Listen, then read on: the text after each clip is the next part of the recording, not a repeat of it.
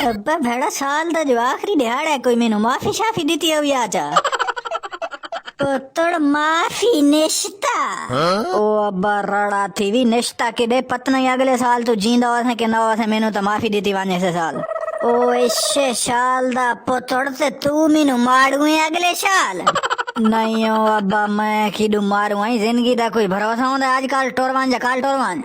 ई तू गाल किने खला खड़े ना मैं आदा कट्टे आड़ बता दे तू आदा आज टोड़वान जा काल टोड़वान अब्बा यार तू समझ के लगे नेड़े वदे होंदे तो तुम्हारे को बंदा दुनिया तो टोड़न दी गाल से करे तो तुहानू को मंदी लाग वेंदी है शान पुतड़े गाल बहु मंदी लाग वेंदी आडे गाल कीती तो वाते गाल मेरे को सोच समझ के ना करे पिया ओ ना करेंदा ओ अब्बा रड़ा थी भी मखा मैनू माफी दे के जरिए आजकल पुतड़ बाबे कदे आजम तू बगैर कोई शय नहीं थी दी तू माफी जई शय मेरे को मुखुद मंगुणाया खला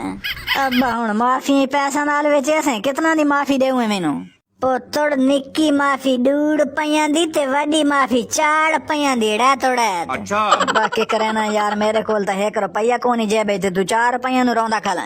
बात माफी नेश्ता मैं बात अब मंगदा ही ना तेरे कोल माफी तेनू मैं माफी आखी ते तू अगु चाड़ा थे होन लागे माफी किन्ने नहीं मंगदा तू